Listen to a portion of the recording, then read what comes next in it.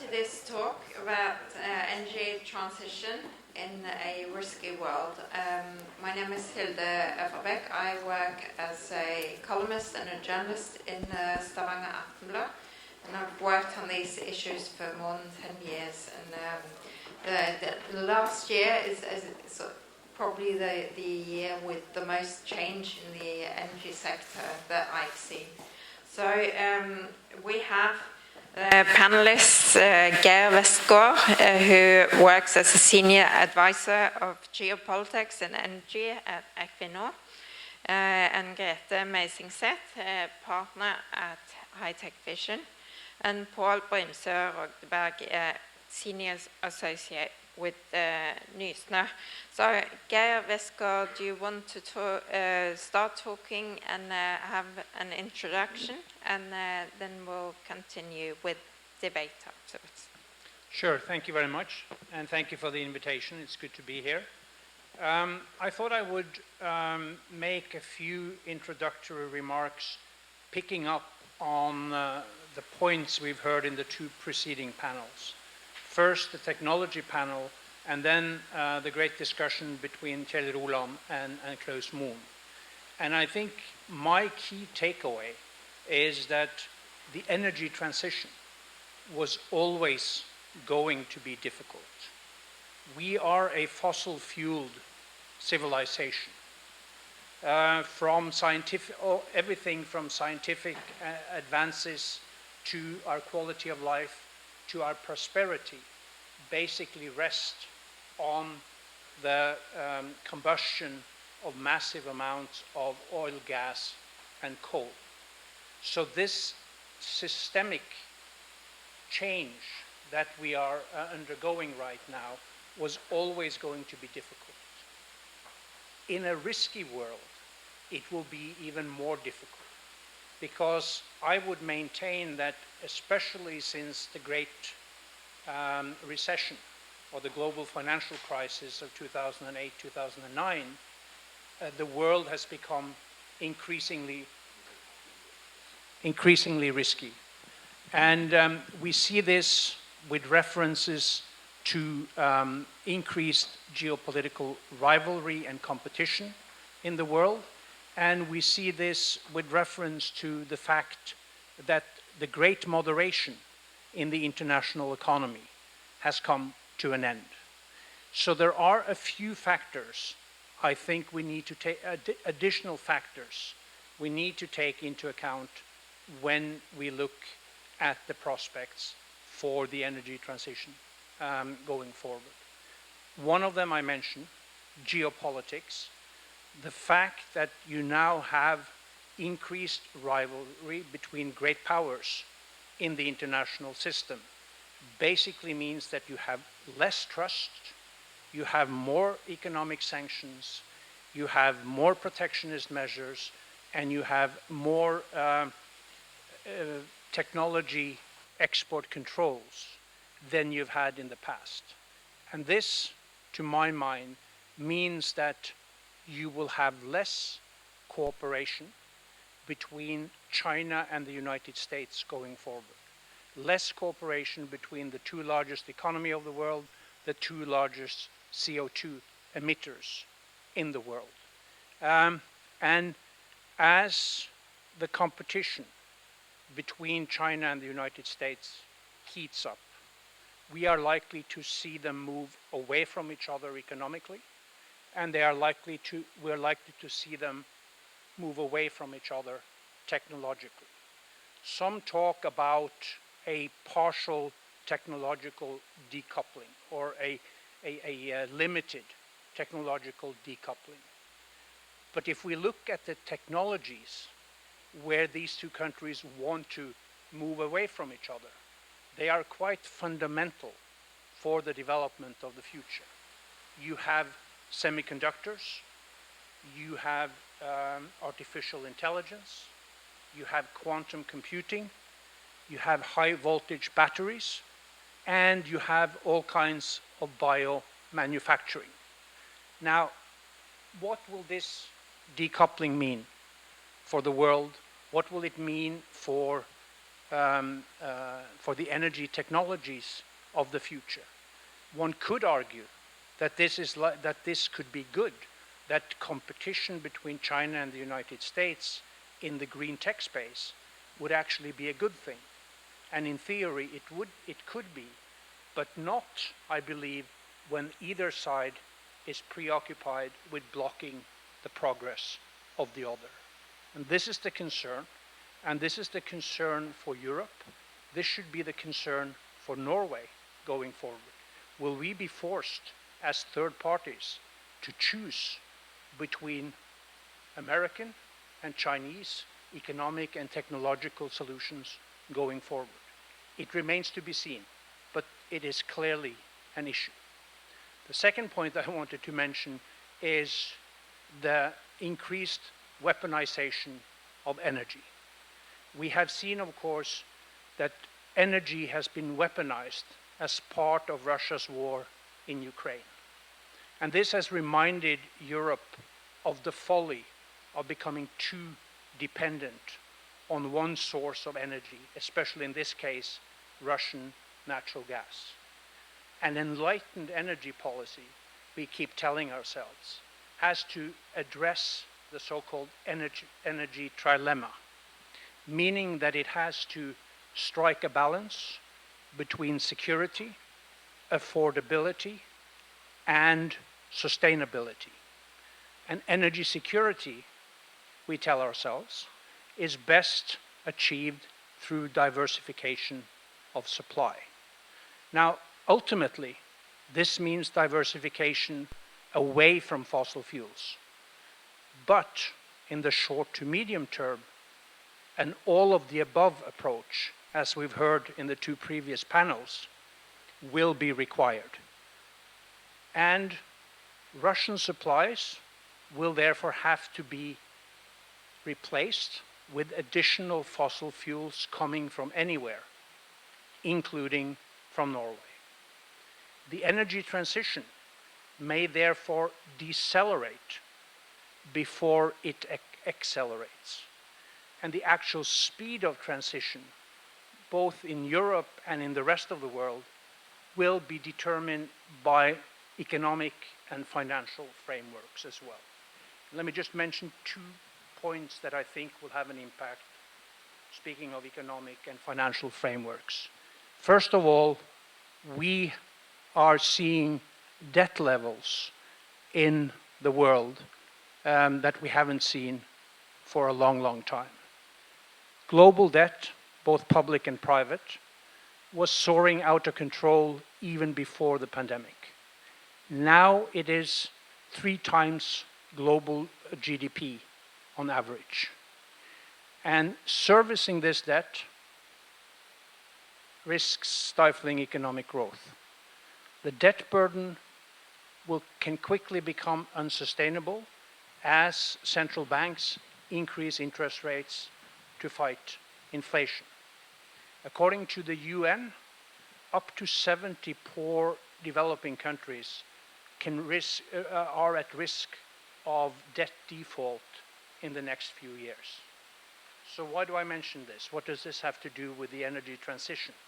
Well, it basically means that if you're a highly indebted country, and many are, more immediate concerns are likely to take precedence over climate action.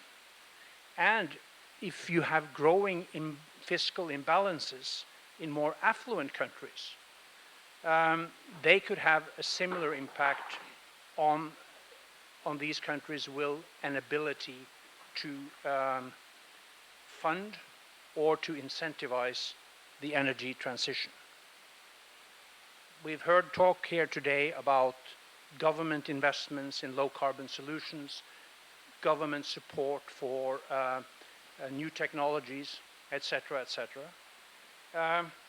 If you are a government that is deeply in the red, how willing and able are you going to be to subsidize or to support companies looking for low-carbon solutions if these companies are seen as reaping profits like never before? There is a mismatch here between what is expected in terms of what the government can contribute and the perception of what the industry is doing on its own today. Final point. We see a return of inflation. The Goldilocks economy, called the Great Moderation, lasted for nearly 4 decades, from approximately 1980 to 2020. It was driven by factors that improved productivity and kept prices down. The internet, globalization, immigration, etc., etc.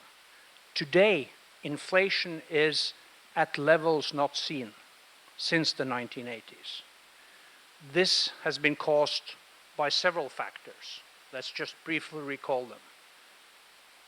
Excessive fiscal stimulus during the pandemic, a shrinkage in the available workforce, supply chain bottlenecks, commodity price surges, China's COVID-19 lockdowns, and of course, lately, Russia's war in Ukraine.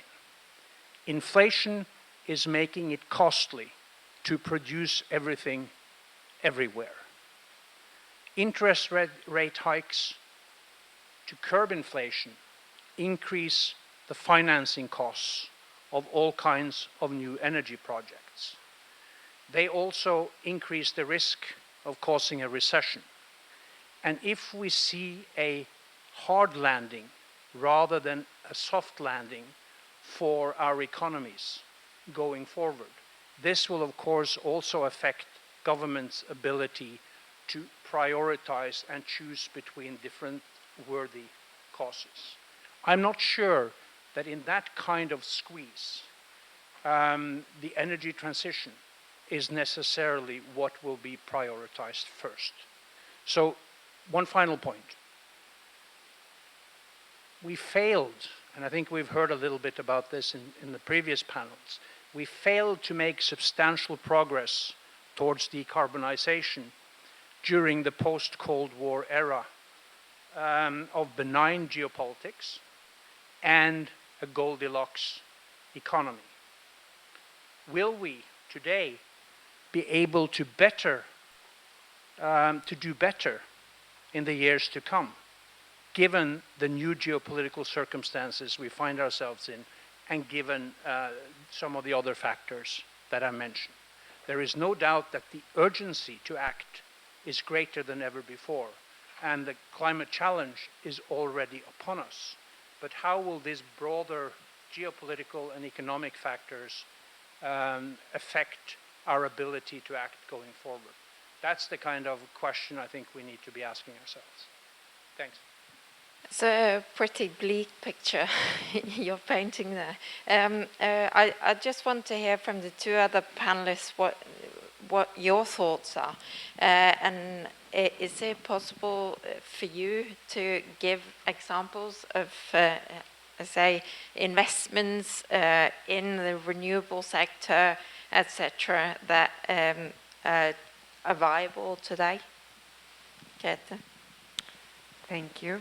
Yeah, Grethe Meisingset from HitecVision. Just to give you sort of a, I don't know if everyone knows who HitecVision is, but it's an investor within the energy sector. We have built up about 200 companies or acquired 200 companies the last 3 decades. And in that sense, gained quite a lot of experience. Since 2019, our investors have changed focus from oil and gas and fossil fuels to more new energy sources. And from our perspective, of course, the geopolitical situation is severe, and there is a change in all macro sort of assumptions to our investors' investments, but never before has there been such an appetite to allocate capital into renewable energy production.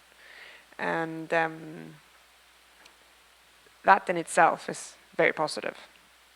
And I think the European response to the energy security matter has been also to increase investments. And EU has been mentioned before, you know, they have progressive targets with Fit for 55, etc., but also Repower EU their plan to, you know, become independent from Russian fossil fuel sources, is also setting quite ambitious targets for the renewable sector in Europe. So there is a willingness, obviously, for a green solution to a very severe geopolitical situation. That's at least what we're observing. And in Norway, and I think the previous speaker touched upon that quite well, because in Norway we're not necessarily seeing that sense of urgency quite as well as we are seeing in Europe and EU. The UK is a good example. The UK has been going through quite a lot of challenges lately, but their progressiveness in terms of offshore wind is striking, you know. In Norway, we're, you know, having issues getting permits, that, you know, it's moving way too slow. In UK, they're doing the opposite, even though they have economical challenges far beyond what we're facing in Norway. Because we're quite reliant on oil and gas, and there's a different kind of opinion amongst people in this country. It could be, and that was also touched upon in the previous session. You know, that maybe the electorates, us people, are not sort of understanding the severeness of the situation, and I think that's part of it. And not only with our oil and gas production, but with our hydropower production, we feel like, you know, what's the problem in a way, and that's part of the issue. But as a European investor, and also in Norway, lately we've made 4 investments that are very Norwegian based. We've made an investment together with Eni in an offshore wind company. We made an investment together with Trønder Energi in Aneo. We're building a new onshore focused and solar focused energy production company. We've invested in a district heating facility with carbon capture solution in Oslo Celsio. And we've also just recently established Kadre, which is a small hydropower company. And all of these investments are attractive to our investors. They make sense from a sort of business case perspective.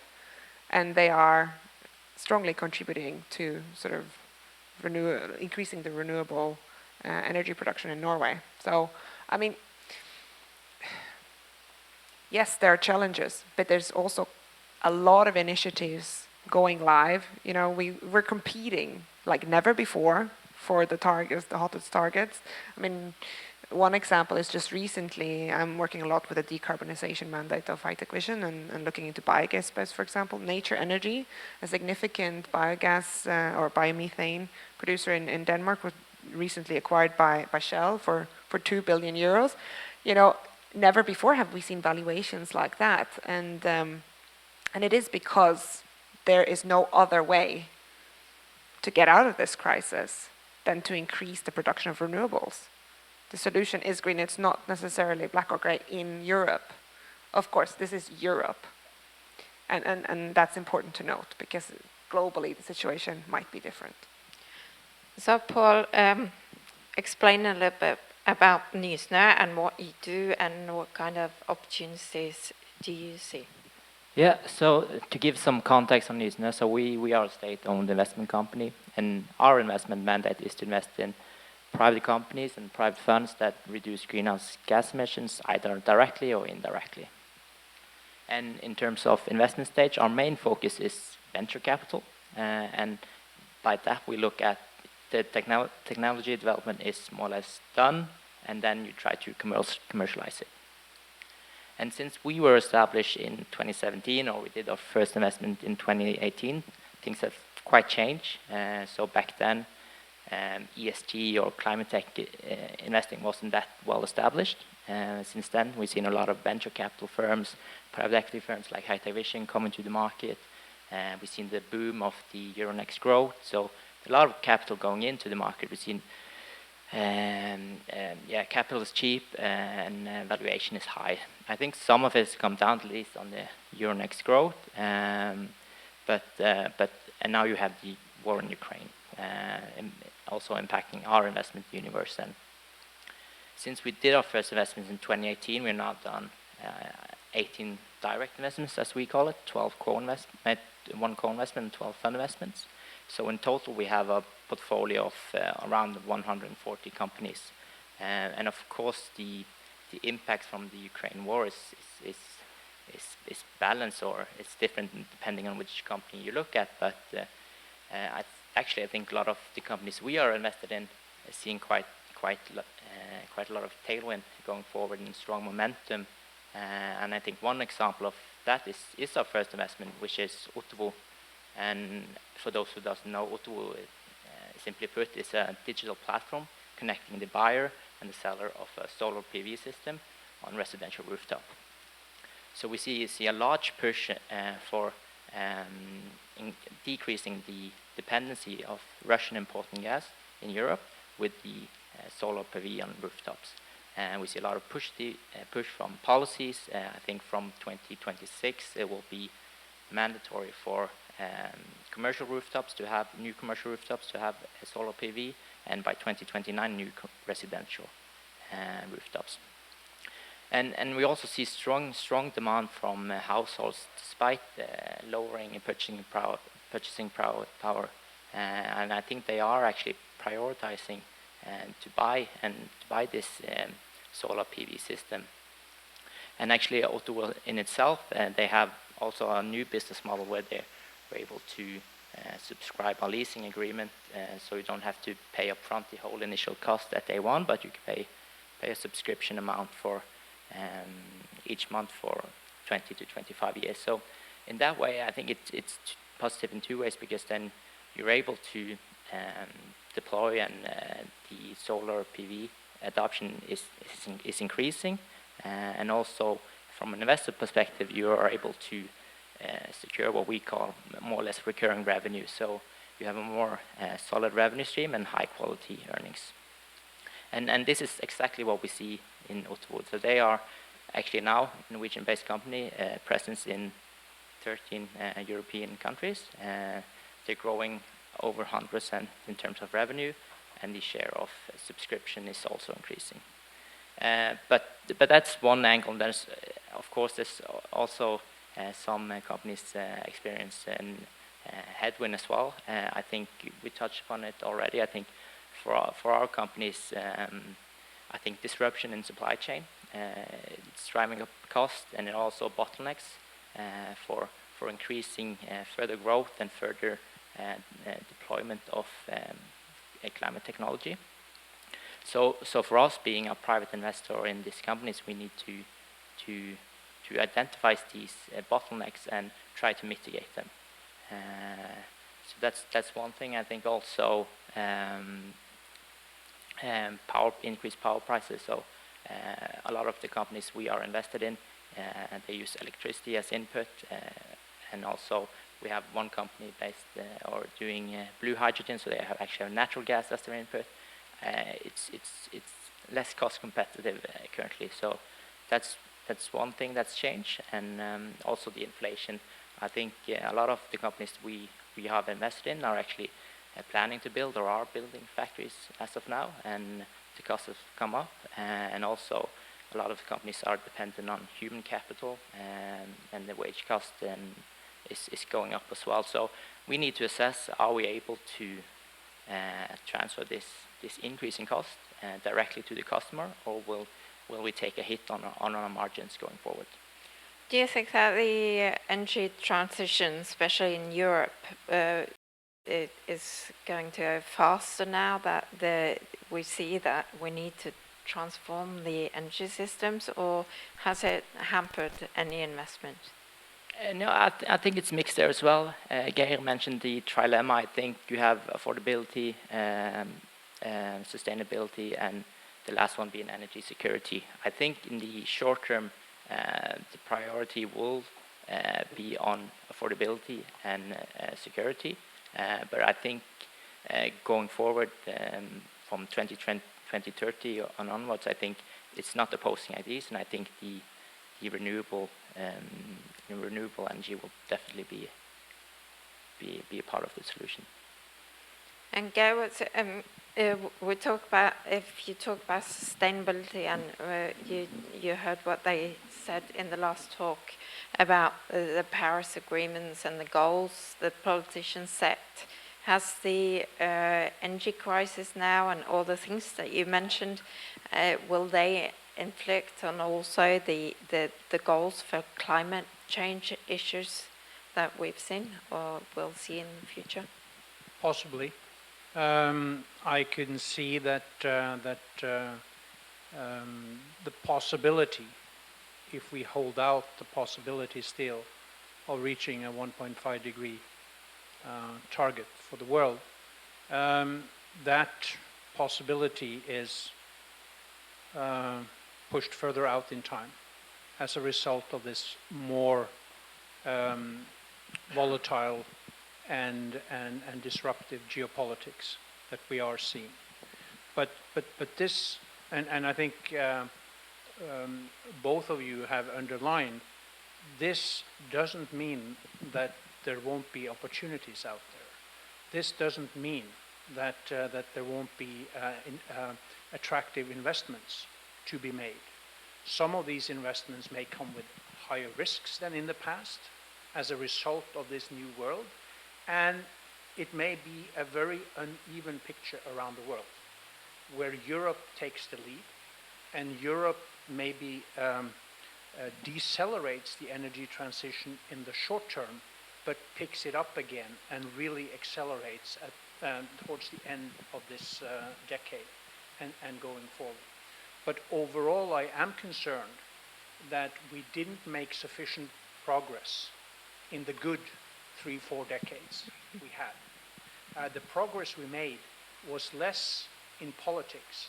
It was more as a result of efficiency gains and the natural improvement of businesses and other actors. Now, where we really need a political push, I am afraid that some of the disagreements, some of the confrontations we are seeing in the international system, be it between Russia and the West, be it between the US and China, etc., these things will actually put a brake on our ability to reach as close to the Paris targets as possible. That's my concern. But that doesn't mean that this isn't going to be a world without opportunities, because clearly it will be. Because some people say that these issues won't be solved by politicians in the end because they can't agree on anything, that the markets will solve them and the companies. Do you agree with that? I think the markets can do a lot, especially if the markets are designed correctly and redesigned correctly. But this has to be also, this is the mother of all political collective action challenges. This has to be a challenge where some of the broader frameworks are created through political decisions and through political will. So this is not an either-or thing. Here we need the market, we need private sector actors working together with the political establishment, trying to create the kind of framework conditions, the kind of incentive structures that can accelerate this process. So it's not for one or the other. They need to work together. And Gert, you said things are not happening quickly enough. They're too slow in Norway. And but what do you think that the politicians need to do? Well, the tricky part is they need to sacrifice something in order to make it moving, right? And that might be nature concerns. I mean, maybe you don't want onshore wind, but maybe you need onshore wind, you know? And the public is not very positive to that. But I mean, I think you need to do large compromises. You need to pull together, you know, because if you stand together, then you won't be sort of damaged from one position. But with the polarizing debates that we're seeing recently, not just in Norway, but globally, politically, that's tricky, right? So, but they just need to get their grip together, no? It's easy to say, hard to do. Very hard to do. But they need to get that sense of urgency into sort of not just the Norwegian politics, but to the Norwegian mindsets, right? And find a way of acting, and not just talking about it. And I think, in that sense, government spending will be, crucial in terms of, for example, if we take carbon capture storage, CCS, building a new industry is hard. You need someone to make the first move. And it's risky when you don't have any framework or infrastructure for it, right? There, you will have to have spending somewhere, or subsidy somewhere in terms of getting it kickstarted, right? Or, there's just so much we can do. In Equinor, you're doing quite a lot on that already, but you need to set up a framework for it, because it needs to be coordinated across. Other things, it's not that costly, but it might cost you political power, and that's what they're scared of, right? And it's that balance that they need to prioritize how high they regard the climate crisis on their agenda. It is crucial for humankind, to be honest. That's what we're talking about here. And to face that challenge is, I guess, beyond what we normally see politicians handling. Yeah, I guess the problem is then you won't get re-elected in 4 years Exactly. if you've pushed too hard. Exactly, and that's why I'm saying broad coalitions. You need to actually make sure everyone's on the same team on this, like we've done previously. Norway has a good track record of doing this, pulling together cross parties to get good reforms implemented that are not necessarily that popular. We've done this several times before, retirement, reforms, other things. And that's the type of coalition or sort of compromise you need to establish. But it's hard to see, and that's back to where we started. In today's Norwegian society, is that sense of urgency something that people can touch and feel? I'm not sure, because that is kind of fundamental in order to pull together. I think we need to separate between what the government, not just the Norwegian government, but governments in general, can and will contribute in terms of money, and in terms of creating the right framework conditions. Here, my concern is that we're entering a world where there will be less money to go around, and therefore governments will have to prioritize harder, and some governments may not be able to prioritize even if they want to. So that's one aspect of it. The other aspect where I think governments can actually do a lot already is what Kjell Roland mentioned about reforming licensing and permitting systems, so that it doesn't take 8 years of licensing and permitting and 3 years of building before something is ready and on stream. And here I think politicians need to pick up on the previous discussion, actually be brave and withstand that pressure. We've seen how Germany is doing it now on natural gas, connecting the LNG facilities to the broader German gas system. And they're using it they are doing this by pointing to national security considerations. And national security considerations then tend to override other considerations. But I think that's the kind of sense of urgency that we need on the part of politicians in order to really move that agenda forward. Do you think they will see that now? Because, in the public opinion now, with the increased energy costs for normal families and businesses, then maybe the politicians will see it as an urgency to get moving on something? I don't know. I'm not sure. I watch the local news. When I'm not in Stavanger, I spend part of my time in Vestfold, and the local news is full of various municipalities who have been offered the opportunity to host and a wind park. And when I look at the not in my backyard strong opposition to this, and I see politicians, especially local politicians, yield to that pressure, I'm not sure how, whether they've gotten the message yet, that this is something that needs to be done. But of course they need also support, and this needs to be pushed by the central government. But I think Germany is, in that sense, maybe one of the few areas where they are an inspiration to others when it comes to what can be done quickly when you really feel that you need to, in terms of shortening the time it takes to get permissions and licenses. Is this something that you see? Do you have any requests for politicians and what they can do to make this happen? So keep in mind that we are owned by the Norwegian government. We only have one investor and one limited partner. So perhaps I should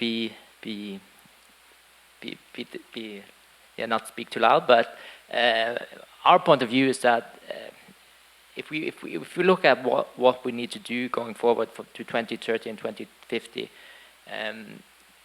I think around all of the emissions that will be done to 2030 will be from developed technologies. But from 2030 to 2050, I think half of the emission will be on new technologies, so which is in pilot phase or demo phase. So I think our point of view is that we need to invest in new technologies, and we need to do that now in order to actually meet our targets. Do you think what's hindering us here in Norway specifically is the oil and gas business and the investments? You see the discussions now with the 26th round on the Norwegian continental shelf that was stopped, and there's a big issue around this, and not very much talk about the renewable industries. So there's a sense of urgency with oil and gas investments, but not the renewables as I see it.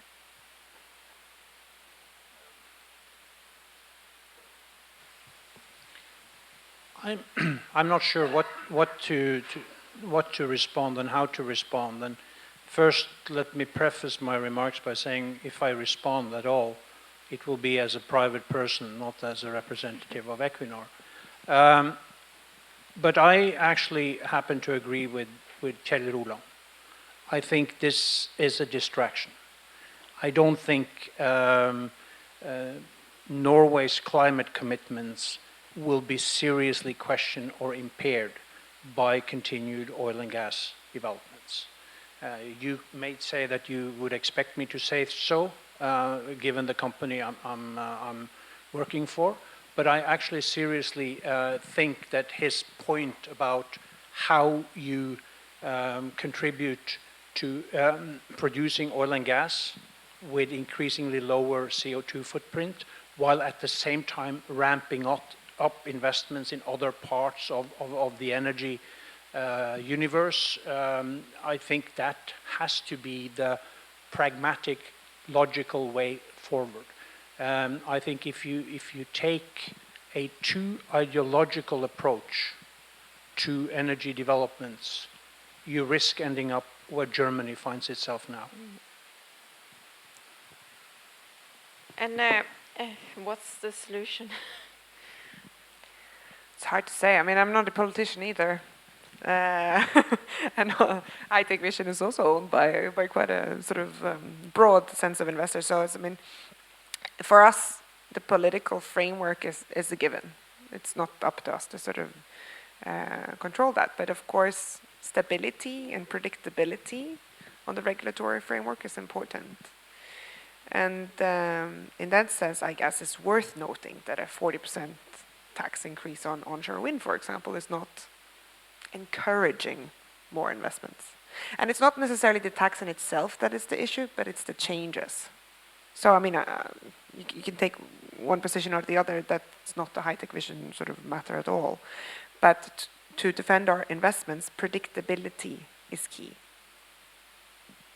But as HitecVision, do you see that we need further investments in oil and gas going forward, and how is that balanced?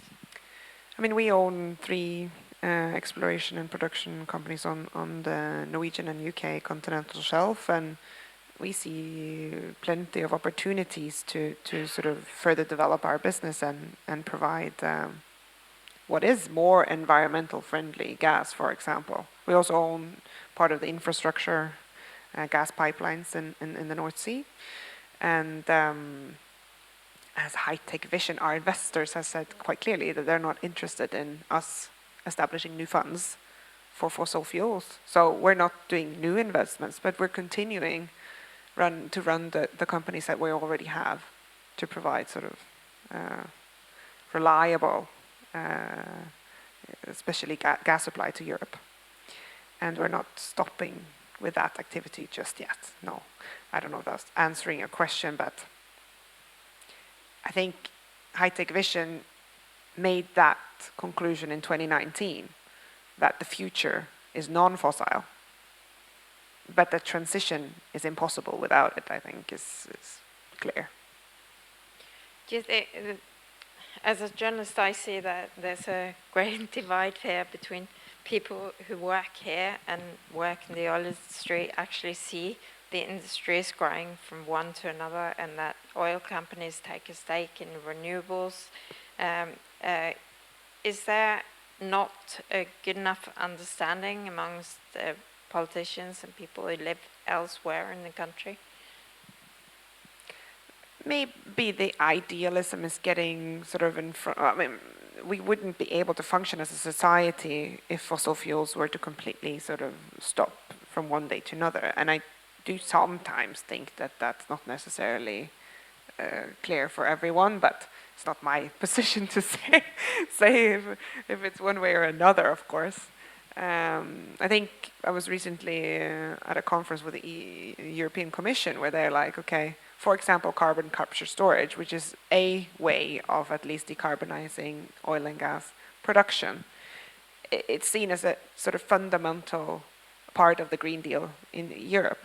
So I mean, there's something about having 2 thoughts in the head at the same time. Like Bellona, for example, they've realized this. And I think, you know, when non-for-profit sort of environmental organizations realize this, I think that's at least a good example that maybe the general public who says that, okay, we're done with fossil fuels now, should give it another thought, at least.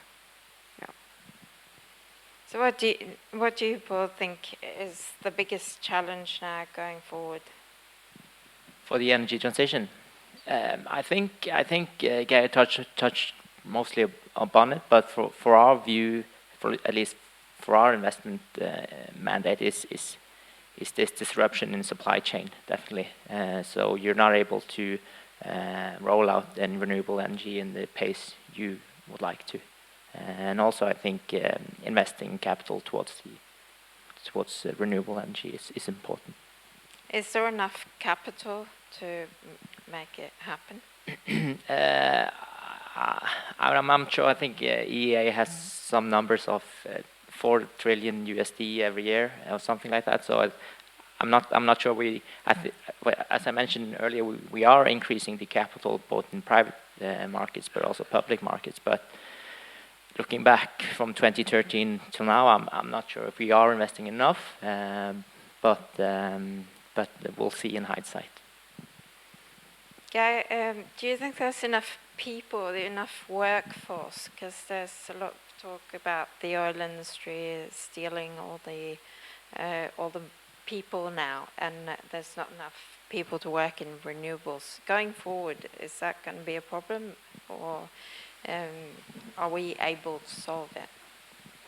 So I think in general, we in the Western world will have a problem with shrinking workforces, and that will affect us all unless we are willing to import migrant labor from other parts of the world. We will be facing labor shortages. That is a general challenge to our societies. The only Western society that is not graying very fast is actually the U.S., because the U.S. still has a significant influx of migrants. So the general answer to your question is yes, we will have a challenge. Is the oil and gas industry crowding out employment employment in renewables? That's not been my experience. In many ways, speaking from an Equinor perspective, my sense is that a lot of the best and the brightest that we bring into the company now are attracted more by our renewable plans and our pedigree as a company that wants to take a leading position in certain aspects of the energy transition, in certain energy technologies, and that's more of a sell with us in labor markets than actually our oil and gas legacy. And to the point about is there enough of an understanding for what we create of value, how we contribute to society? No, of course there never is. But there never is in any industry. All industries, be it take the fish farming industry along the coast of Norway now. They feel badly treated. They feel that the broader society doesn't really appreciate what they're doing and how they are contributing. So I don't think there's anything new there. I think if you are along the coast, especially the west coast, southwest coast of Norway, you always felt that the politicians sitting in Oslo don't really understand value creation. They are better at divvying up what you create and then sharing it with the rest of the population. And so I don't see anything uniquely new in that kind of differences of perspective. No, it's not just the value creation, I guess. It's also the fact that you need to have something to start with and to build on it. So the renewables will then come from the oil and gas experience. Do you agree with what Geir said? Yeah, I do, and I think from a personal perspective, I just moved back to Stavanger, having been living away for 17 years, and for me it was important to get a job that was not fossil fuel sort of focused.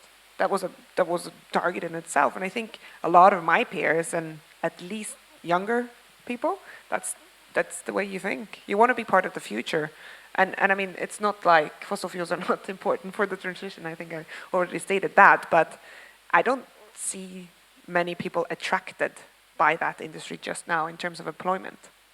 I would think it's more of a challenge actually to keep the heads there than the reverse. But that's of course based on my subjective sort of experience and what I see and who I talk to. So yeah, I think actually that's a good thing in terms of transition that most people want to be part of. What sort of needs to happen? So what do you see as the biggest challenges going forward? Especially now in this context of the energy crisis and the financial crisis in the world. Yeah, I think the financial crisis is definitely sort of slowing things down a little bit, and I think the sense of urgencies that you're talking about in Germany, for example, it's not realistic that that's going to happen in Norway just yet, because they have felt this. I mean, we can talk about high electricity prices in Norway, but it's nowhere near what they've experienced down there. Not just with pricing, but also shortages in supply. Like it's just real on a completely different level. So I think that's one of the key challenges that needs to sort of. There needs to be a change somehow, and I don't have the solution. If someone had the solution, then I think we would be in a different situation, to be honest. But I think there's a lot of positive things happening as well. The investments in renewables, even though things are slowing down on a general level now, I think in the energy sector we haven't seen a slowdown in terms of investments really. at least not in Norway. So I wouldn't paint the picture completely black, because I think there's still quite a lot happening, and things are moving forward. It's just not happening at the pace that we need it to be. I mean, it's a fact that we're underinvested in renewables. But that in itself is comforting from an investor perspective, I would say, actually, because you know that you can't solve this alone. We're not competitors with Equinor, right?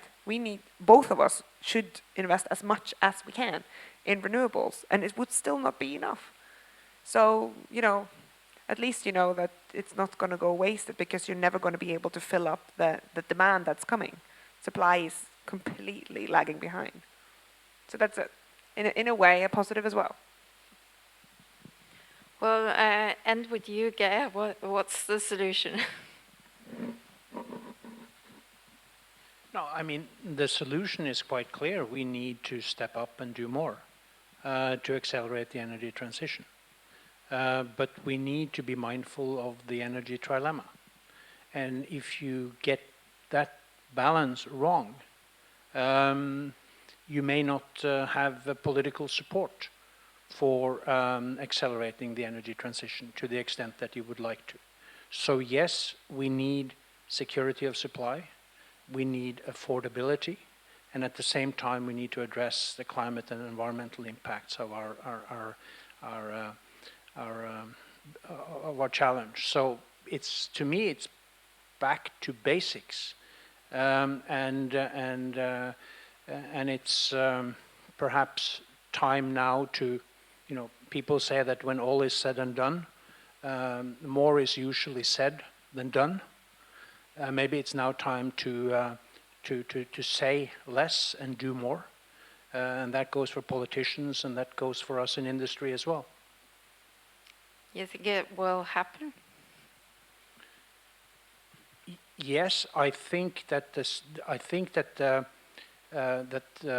in certain parts of the world we may see a dip right now, but overall you will see, especially I think in Europe towards the end of this decade, you will see an accelerated energy transition.